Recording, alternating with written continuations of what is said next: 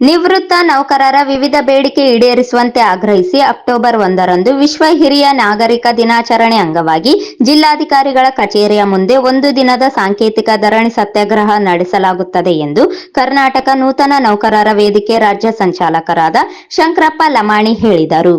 ಅವರಿಂದು ಸುದ್ದಿಗಾರರೊಂದಿಗೆ ಮಾತನಾಡುತ್ತಾ ರಾಜ್ಯ ಸರ್ಕಾರ 1/7/2022ರಿಂದ 31/7/2024 ಅವಧಿಯಲ್ಲಿ ನಿವೃತ್ತ ನೌಕರರಿಗೆ 6ನೇ ವೇತನ ಆಯೋಗ ಲೆಕ್ಕಾಚಾರದ ಅನುಸಾರ ಡಿಸಿ ಅರ್ಜಿ ಕಮ್ಯುನಿಟೇಷನ್, ಗಳಿಕೆ ರಜೆ ನಗರೀಕರಣ, ನಿವೃತ್ತ ಆರ್ಥಿಕ ಸೌಲಭ್ಯ ನೀಡಿದ್ದು, ಈ ಸೌಲಭ್ಯದಿಂದ ನೌಕರರು ಭಾರಿ ಆರ್ಥಿಕ ನಷ್ಟಕ್ಕೆ ಗುರಿಯಾಗುವಂತಾಗಿದೆ. ವಾಸ್ತವಿಕವಾಗಿ 7ನೇ ವೇತನ ಆಯೋಗ ಲೆಕ್ಕಾಚಾರದನ್ವಯ ಎಲ್ಲಾ ಸೌಲಭ್ಯ ನೀಡಬೇಕಾಗಿತ್ತು. ಆದರೆ ರಾಜ್ಯ ಸರ್ಕಾರ ಇದನ್ನು ನೀಡದಿರುವುದರಿಂದ ಈ ಅವಧಿಯಲ್ಲಿ ನಿವೃತ್ತಗೊಂಡ 17,600 ನೌಕರರು ಲಕ್ಷಾಂತರ ರೂಪಾಯಿ ನಷ್ಟಕ್ಕೆ ಗುರಿಯಾಗಿದ್ದಾರೆ.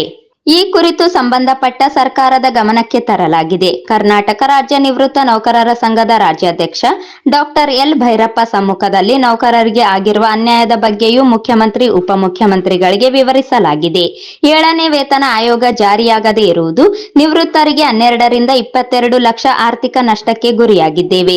ಸುಮಾರು 30ರಿಂದ 40 ವರ್ಷಗಳ ಕಾಲ ಸುದೀರ್ಘ ಸೇವೆ ನಿರ್ವಹಿಸಿದ ನಮ್ಮನ್ನು ರಾಜ್ಯ ಸರ್ಕಾರ ಕಡೆಗಣಿಸುತ್ತಿದೆ. ಮುಖ್ಯಮಂತ್ರಿಗಳು ನಮ್ಮ ಬೇಡಿಕೆಯನ್ನು ಗಂಭೀರವಾಗಿ ಪರಿಗಣಿಸಿ ತಕ್ಷಣವೇ ಅನ್ಯಾಯ ಸರಿಪಡಿಸುವಂತೆ ಆಗ್ರಹಿಸಲಾಯಿತು. ಈ ಹಿನ್ನೆಲೆಯಲ್ಲಿ ಅಕ್ಟೋಬರ್ 1ರಂದು ವಿಶ್ವ ಹಿರಿಯ ನಾಗರಿಕರ ದಿನಾಚರಣೆಯಂದು ಜಿಲ್ಲಾಧಿಕಾರಿಗಳ ಕಚೇರಿಯ ಮುಂದೆ ಧರಣಿ ಸತ್ಯಾಗ್ರಹದ ಮೂಲಕ ನಮ್ಮ ಸಮಸ್ಯೆ ಪರಿಹರಿಸುವಂತೆ ರಾಜ್ಯ ಸರ್ಕಾರದ ಮೇಲೆ ಒತ್ತಡ ಹೇರಲಾಗುತ್ತದೆ ಎಂದರು.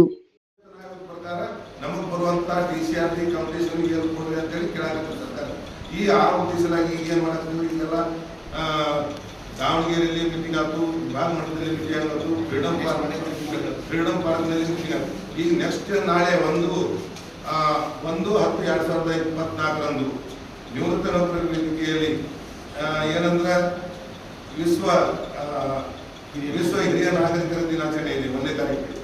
ಅದಕ್ಕೆ ಎಲ್ಲ ನೌಕರದಾರರು ನಮ್ಮ ಜಿಲ್ಲಾಧಿಕಾರಿ ಇಡೀ ಕರ್ನಾಟಕದ ತುಂಬ 1/7/2022ರಿಂದ 31/7/2024 ಮಧ್ಯದಲ್ಲಿ ನಿವೃತ್ತರಾದಂಥ ನೌಕರದಾರರು ಅವತ್ತಿನ ದಿವಸ ಸಾಂಕೇತಿಕ ಧರಣಿ, ಕಪ್ಪು ಬಟ್ಟೆಯನ್ನು ಧರಿಸಿ ಸಾಂಕೇತಿಕ ಧರಣಿಯನ್ನು ನಾವು ಇಲ್ಲಿ ಜಿಲ್ಲಾಧಿಕಾರಿಗಳ ಕಚೇರಿ, ಎಲ್ಲ ಇಡೀ ಕರ್ನಾಟಕದ ಜಿಲ್ಲಾಧಿಕಾರಿಗಳ ಕಚೇರಿ ಮುಂದೆ ರಾಜ್ಯ ಸಂಚಾಲಕರು, ಜಿಲ್ಲಾ ಸಂಚಾಲಕರು ಮತ್ತು ತಾಲೂಕಾ ಸಂಚಾಲಕರು ಮತ್ತು ಉಳಿದಂಥ ಎಲ್ಲ ನಮ್ಮ ನೌಕರ ಬಾಂಧವರು ಸೇರಿ ಅವತ್ತು ಒಂದು ದಿವಸದ ಸಾಂಕೇತಿಕ ಧರಣಿಯನ್ನು ನಾವು ಕೈಗೊಂಡೇವೆ ಅಂತೇಳಿ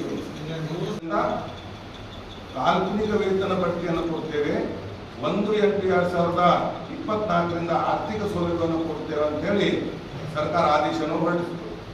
ಆ ಒಂದು ಸಮಯದಲ್ಲಿ ಏನಾಯ್ತು, ನಮ್ಮ ನೌಕರದಾರರು ನಿವೃತ್ತಿಯಾಗಿ ತಮ್ಮ ಹಳ್ಳಿಯಲ್ಲಿ ಆಗಲಿ ತಮ್ಮ ಅನುಕೂಲ ಇದ್ದ ಪ್ರದೇಶದಲ್ಲಿ ಅವರು ಹೋಗ್ಬಿಟ್ಟಿದ್ರು ಆ ಗಡಿ. ಆದ್ರೆ ನಮ್ಗೆ 1/7/2022ರಿಂದ 1/31/2024ರಲ್ಲಿ ಕಾಲ್ಪನಿಕ ವೇತನ ಪಟ್ಟಿ ಮಾತ್ರ ಕೊಡ್ತಾರೆ. ಅದಕ್ಕೆ ಬರುವಂಥ ಸೌಲಭ್ಯಗಳನ್ನು ಹಳೆ ಬೇಸಿಕ್ ಪ್ರಕಾರ ಕೊಡ್ತಾರೆ.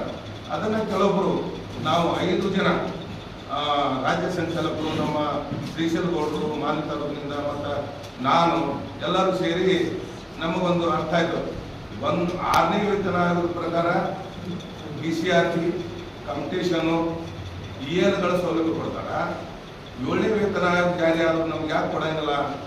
ಇಂಥ ಒಂದು, ಯಾಕಂದ್ರೆ ನಾವು ಹಗಲೆಲ್ಲ ತಗೊಳ್ಳೋರು ಲಾಸ್ಟ್ ಇದು. ಈ ಸಂದರ್ಭದಲ್ಲಿ ಬೂದ್ಯಪ್ಪ, ಅಮರೇಶ್, ವಿಶ್ವನಾಥ್ ರೆಡ್ಡಿ ಪಾಟೀಲ್, ಬಸವರಾಜ್, ತೆರೇಸಾ ಬೇಗಂ, ಹನುಮಂತಪ್ಪ ಸೇರಿದಂತೆ ಅನೇಕರು ಉಪಸ್ಥಿತರಿದ್ದರು.